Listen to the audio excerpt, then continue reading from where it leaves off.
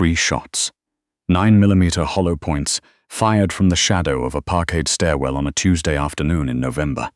Those bullets weren't meant for the 26-year-old home care aide standing in the rain outside the Meridian Tower in downtown Vancouver. They were meant for Elena Caruso, the 72-year-old widow of the man who had built the Pacific Northwest's most ruthless criminal empire. When the smoke cleared on that grey November afternoon, the careful equilibrium that had held the West Coast underworld in place for a decade cracked down the middle. Because the woman who bled out onto the wet sidewalk wasn't family. She wasn't a soldier. She wasn't even a name anyone in that world knew. A woman who had spent 6 months being invisible and who chose, in one terrible second, to be seen. Vancouver, November 14th. The rain had been coming down since morning, the kind of relentless Pacific drizzle that soaks through a coat in 3 minutes and makes you feel like the sky is personally offended by you. Maya Osei pulled the collar of her thin jacket tighter and pushed open the lobby door of the Meridian Tower with her shoulder, balancing a canvas grocery bag in each arm. The doorman, Harold, didn't get up to help her. He never did. She wasn't a resident. She was staff.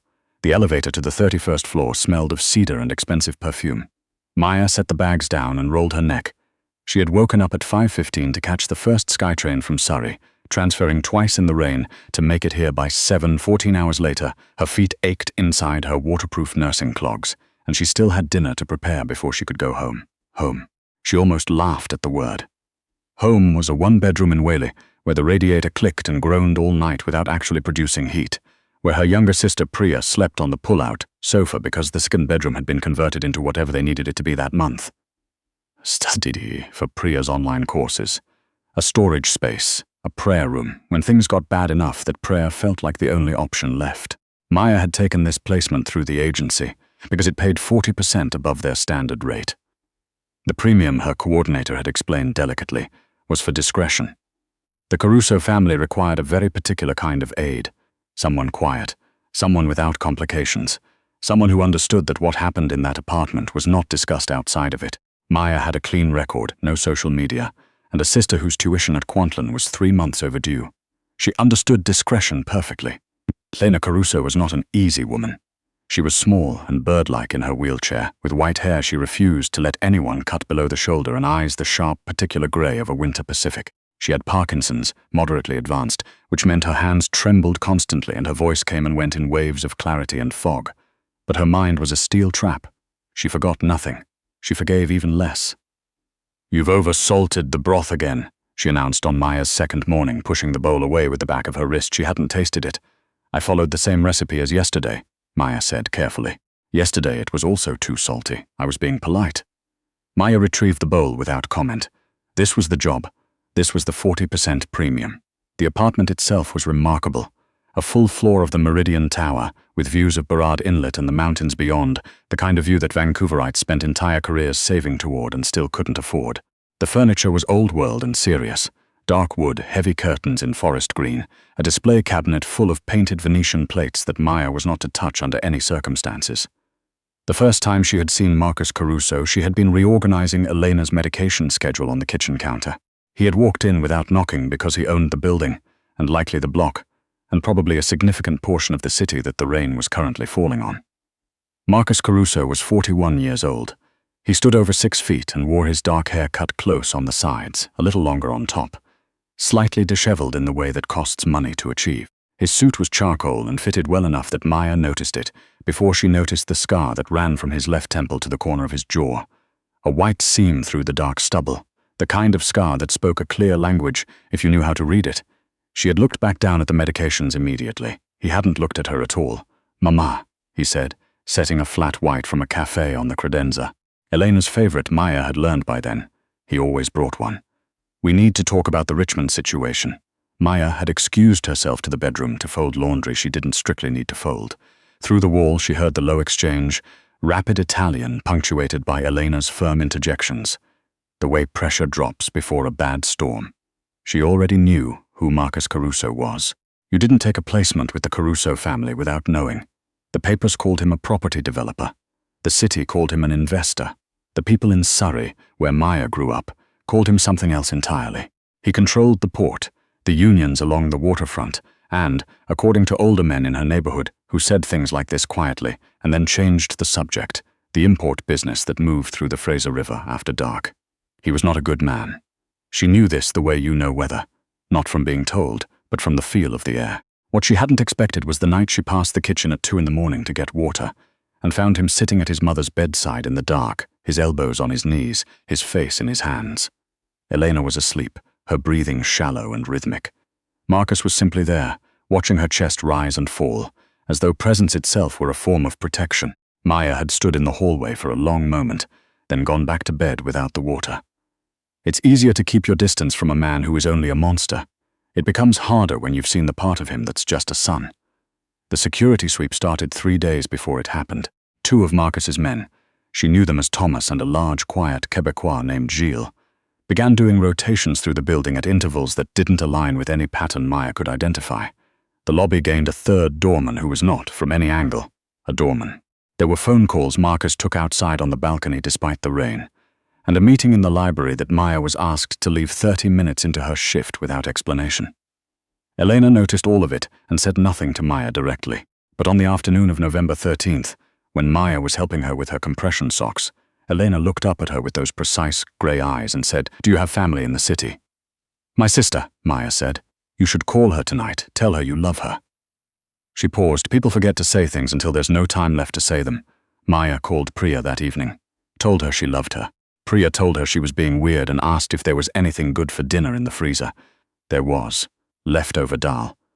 Maya had made extra and brought it home in a container because that's what their mother had always done, and some habits are a form of prayer. She didn't sleep well. The following morning, Marcus arrived at the apartment earlier than usual. He was in a dark wool coat rather than a suit, and there was a tension in the set of his jaw that Maya had learned to read the way you learn to read a dog's posture, not to interpret it, just to know when to be still. "We're moving her," he said, without looking at Maya. He was speaking to Thomas, the crowned her at the Whistler property by tonight. Tonight? Elena's voice cut from the sitting room. Neither of them had realized she was awake. "I have a physiotherapy appointment on Thursday. I'll bring the physiotherapist to Whistler. The Canucks are playing Thursday, Mama." His voice held the particulars exasperation of a man who had ordered fear from an entire city but couldn't get it from one woman in a wheelchair. "I'll get you the game. I want it on the big television. Fine." He finally glanced at Maya, the way you glance at a piece of furniture to check whether you're about to walk into it. "Pack her things. We leave at 4. "Yes, Mr. Caruso." She was already moving before he'd finished the sentence. The convoy assembled in the underground parking garage at 10 to 4. 3 vehicles, a black Suburban in front, a second one carrying Elena and Maya in the middle, and a third at the rear with 2 more of Marcus's men. The plan was a straightforward run north, through the city, onto the Sea to Sky Highway toward Whistler, where the Caruso family kept a property that was technically a chalet and realistically a fortress. Maya helped Elena into the rear seat of the middle Suburban, buckled her in, tucked the blanket from the apartment around her legs. Elena was holding her rosary, the old silver one she kept on her wrist rather than around her neck, because the tremor made clasping necklaces impossible. Her knuckles were pale around the beads. "She okay?" Marcus said quietly at Maya's ear, so close she could smell cedar and coffee. "She's nervous," Maya said. "She won't say so. She never does." He looked at his mother for a half-second longer than was necessary. The look of someone memorizing something, and then stepped back. "Get in." "Stay low if I say low." Maya got in. The door sealed behind her with the soft, heavy click of armored paneling. They moved out into the grey afternoon. Rain against bulletproof glass looks the same as rain against any glass, streaked in silver, the city smearing past in impressionist strokes. Maya watched the downtown core give way to the stretches of Gastown's brick, and then the industrial edge of the port district, where the cranes stood enormous and still in the mist. She had a bad feeling. Not fear exactly, more like the particular stillness that comes over a room right before someone says something that changes everything. She reached out and covered Elena's trembling hand with her own. Elena turned and looked at her. She didn't say anything. She just looked, in that way she had that felt like being assessed and found, improbably, to be enough. They turned north toward the bridge. The ambush happened on the approaches to the Lion's Gate. Not on the bridge itself. Too exposed, too many cameras, too much open sky. It happened at the bottleneck just before it, where construction had narrowed 3 lanes to 1 and the convoy was forced into single file behind a transport truck that had stopped in the left lane with its hazards on. It was 4:17 in the afternoon. Later, Maya would remember it in fragments, the way trauma always rearranges time.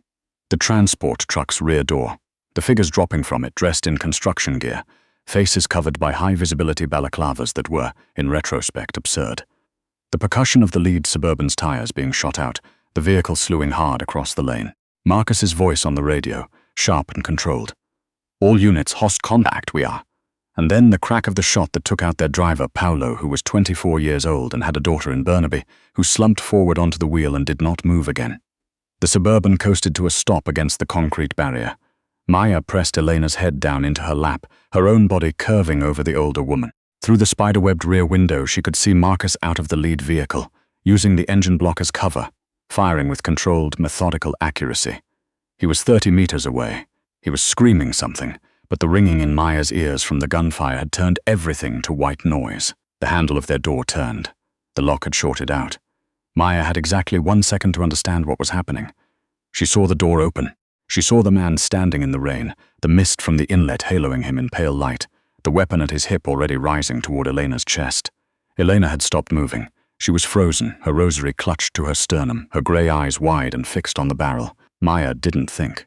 She twisted in the seat and threw herself across Elena's body, turning her back to the open door, covering as much of the smaller woman as she could with her own frame. The shots came in quick succession. The first took her in the right shoulder and spun her. The second caught her under the left ribs, the third hit lower, somewhere near her hip, white and obliterating. She didn't feel the fourth. She wasn't sure, later, if there was a fourth. Memory does strange things to pain. Files it wrong, mislabels the folders. She was aware of a sound. It was Marcus. She had never heard a person make a sound like that. It wasn't a word. It was the sound of something structural giving way. Then a weight slammed into the vehicle, shouting in English and Italian. 2 more shots, farther away, sirens, very distant, beginning their approach. The particular silence that follows violence, which is never actually silent, only emptied of the thing that made the noise matter. Maya. The voice was right next to her ear. She was on the floor of the Suburban. She didn't remember getting there. The grey felt lining of the seat was above her. She could see it very clearly. The stitching along the edge, a small imperfection where the fabric had been stretched. Maya. "Look at me." She turned her head. Marcus Caruso was on his knees in the rain, lie beside the open door, and his face was not the face she knew, who had reached the end of something. His hands were on her, pressing, and she could see that her blood was on his coat, on his shirt collar, soaking through the grey wool. His hands were shaking. She hadn't thought his hands could shake. "Your mum," she said, or tried to say. It came out wrong. "She's fine, Maya. Stay with me." His voice was breaking at the edges. That is not a request. She wanted to tell him she was fine, that this was manageable, that she'd been through difficult things before. What came out instead was a sound she didn't recognize as herself. Marcus gathered her up, lifting her out of the Suburban, and she felt the rain on her face, cold and clean, and then the light changed and it was a different angle on the bridge, and the mountains were somewhere behind the clouds, and she thought, absurdly, about the dal she had left in Priya's freezer. Good, at least there was that. "Don't you leave," Marcus said, somewhere close. His voice was unsteady in a way she had never heard from him. "Don't you dare leave before I know who you are. I have been looking at you for 6 months, and I don't know who you are. Don't you dare." She didn't know if she answered. The ceiling lights of a clinic passed overhead. Very bright, someone was cutting her jacket off, the one she'd bought on clearance at Winners 3 winters ago, and part of her mind noted with distant irritation that she'd only just replaced the zipper pull on it last month. The rest of her mind was elsewhere. Somewhere warm, somewhere still. She thought, someone needs to tell Priya, and then the lights went out. She surfaced into consciousness 3 times before she stayed. The first time, there was only a dim ceiling and the sound of machines and the heavy pull of something breathing for her. She tried to move and couldn't. A hand closed over hers, large, warm, gone again. The second time, there was Marcus's voice, very low, saying something she couldn't hear over the machinery. She turned her head and he was there, in a chair pulled right to the bed rail, his elbows on his knees, his face haggard in a way that took years off his age and put different ones back. He was wearing a t-shirt she hadn't seen before. Someone had brought him a change of clothes. His hair was unwashed and his eyes, when they met hers, held a specific expression that she catalogued before she faded out again. He was afraid. The third time, she stayed. The machine down her throat was the worst part. She'd been intubated once before, briefly, during a tonsillectomy at 16, and the memory of it coming out had been recorded in her brain as a category of experience to avoid at all costs. When the tube came free, she retched so hard that every wound screamed, and Marcus was at her side instantly, one hand supporting her head, the other holding a cloth to her mouth, saying quietly, Breathe. Just breathe. You're done, it's out. Breathe. When the room finally settled into something resembling stillness, she lay back and looked at the ceiling for a moment and then turned her head to look at him. He looked terrible. How long, she said. Her voice was a ruin. 4 days. She absorbed that. 4 days. It was a Thursday. The Canucks game. Did Elena see the game? Marcus made us to laugh, and then it wasn't. He pressed his knuckles against his mouth for a moment before he could speak. She watched the game. She complained about the commentary the entire time. She is at the Whistler property. She is safe. She hasn't left the chair beside the phone in 4 days because she is waiting for news. He paused. Your first question is about my mother. It was my job. Stop. His voice came out too sharp. He modulated it with visible effort. It was not your job. Your job was medication management and companionship. Your job was not to. He stopped again, looked at his hands for a moment. You took 3 bullets, Maya. You lost your spleen. 1 collapsed your lung. Your heart stopped on the table. Once. He said this last word very carefully, like it was a thing he was still working out how to hold. Once. They brought you back. She stared at the ceiling. She was very aware suddenly of the sound of her own breathing, the sound of it, continuing. Priya, she said. Your sister, she's been here every day. She's outside. I'll have her brought in. But she's fine. She's been staying at the hotel 2 blocks over. I put her there. He anticipated her objection before it reached her lips. It's handled. Don't, I need to pay you back, Maya. I have some savings I can arrange, Maya. He leaned forward, his elbows on his knees, his dark eyes level with hers. Your tuition debt at Kwantlen is cleared. Priya's current semester is paid, and the next 3 are covered with housing included. I also paid the deposit on the apartment she's been trying to rent in New Westminster, the one she couldn't afford first and last for. He paused. Before you argue, understand that I went to your apartment in Surrey. The cold slid through her. Ah, she said, I needed to know who you were. He said it simply, without apology, which was somehow less offensive than apology would have been. I have been looking at you for 6 months, and I categorized you as staff. I needed to know who you actually were. She didn't say anything. Your lease is 3 months behind, he said.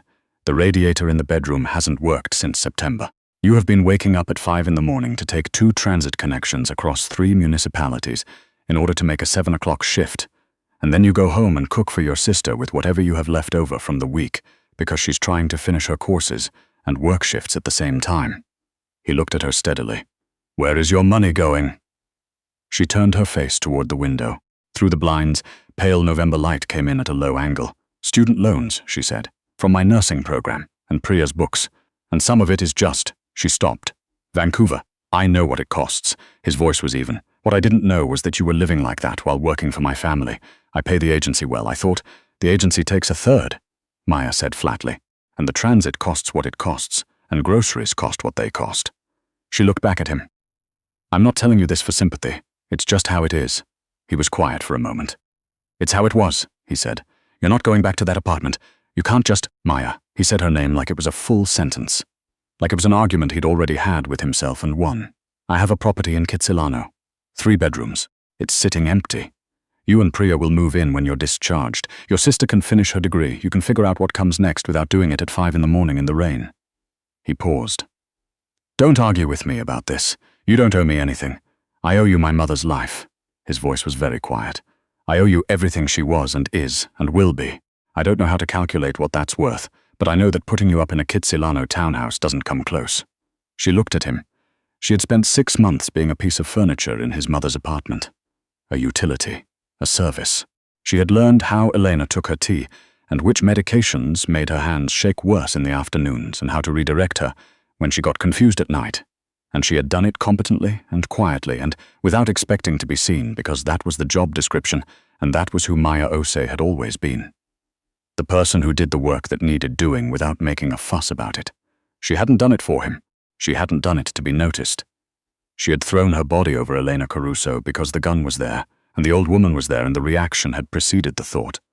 But she was looking at him now, and he was looking back, and something in the architecture of his expression had shifted from what she was used to. The blankness was gone. In its place was something she didn't have a word for yet. How is she? Maya asked. Really? Shaken. He almost smiled. She hasn't admitted it. She's been directing the security protocol at Whistler from her chair like a general. But she called me at 2 in the morning last night to ask if you'd had anything to eat.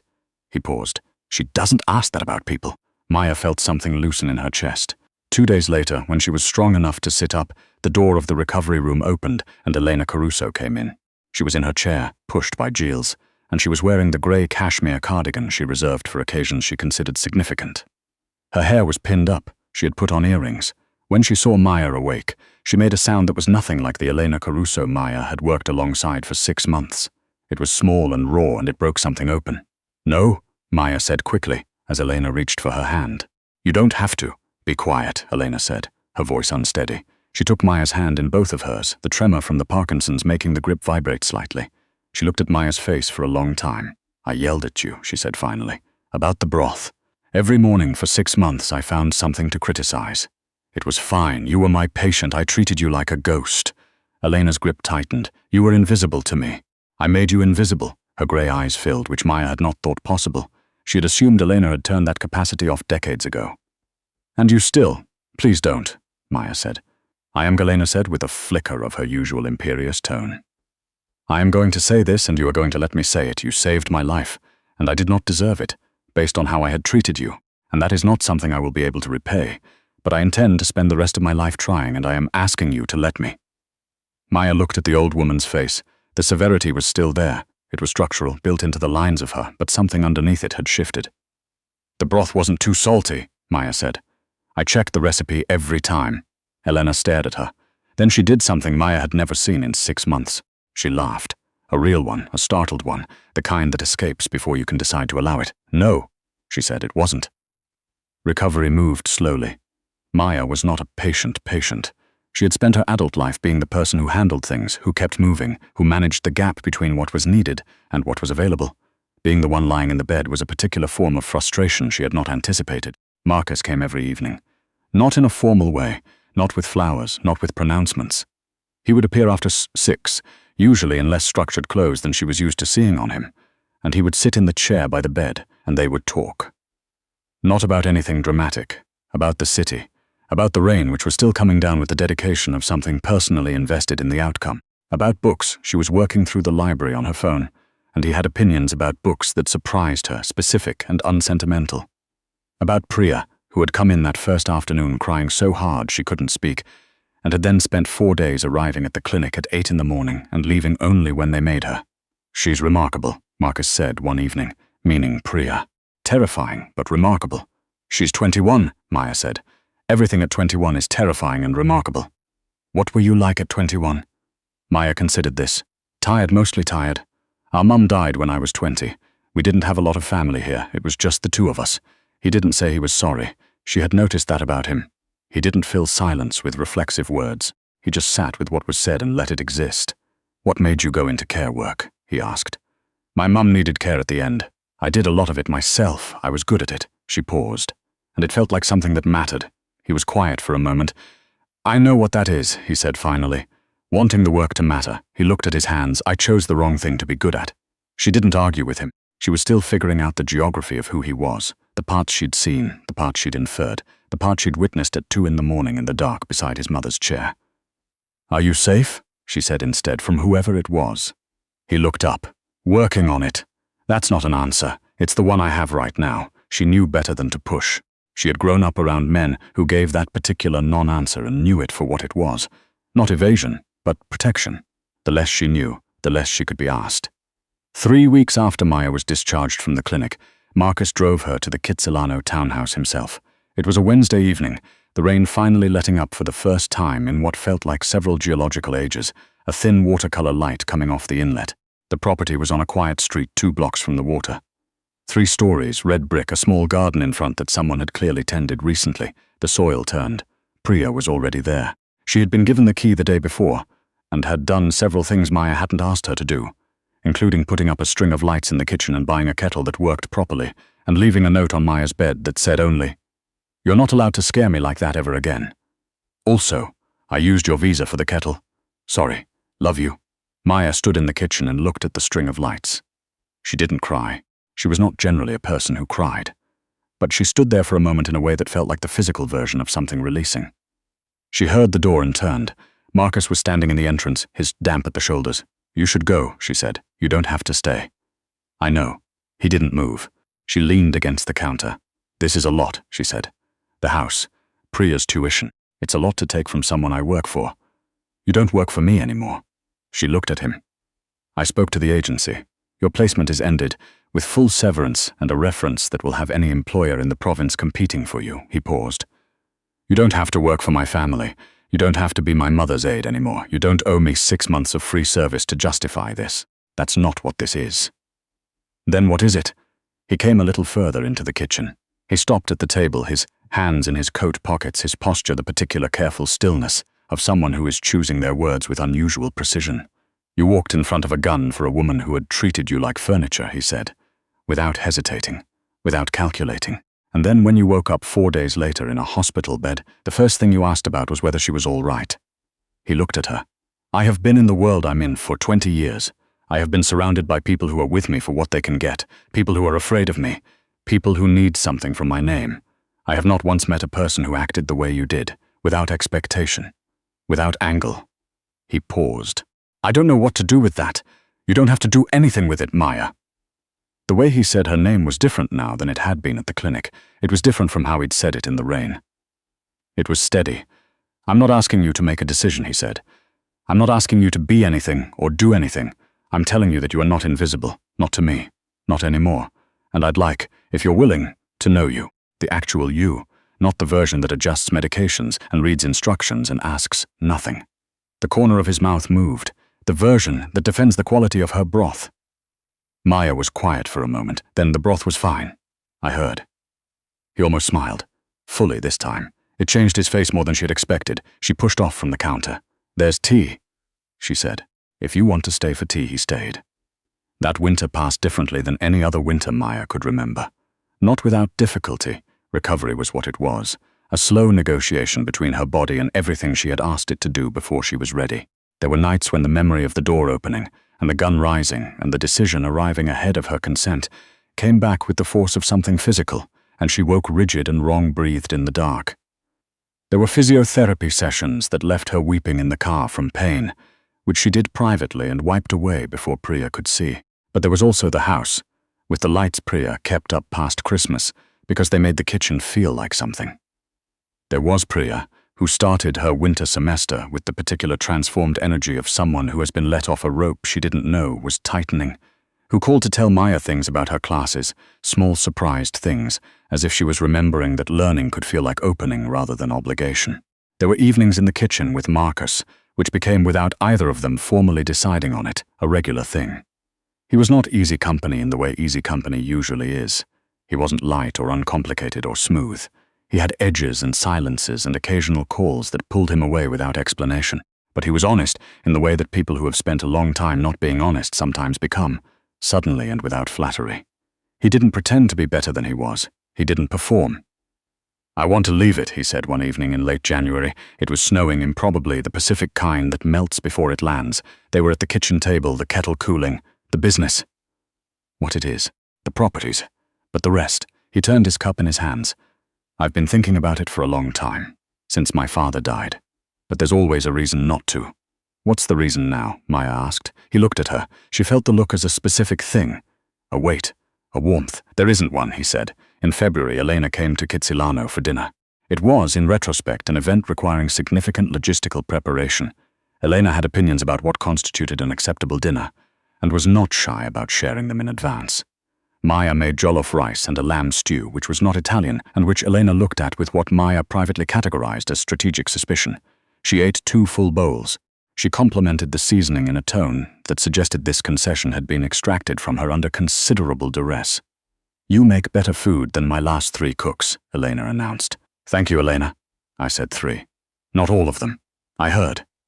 Priya, who had been watching this exchange with the expression of someone observing a nature documentary, caught Maya's eye from across the table and pressed her lips together. After dinner, while Priya and Marcus were washing up, which had been Elena's directive, announced without discussion, Elena turned to Maya in the living room.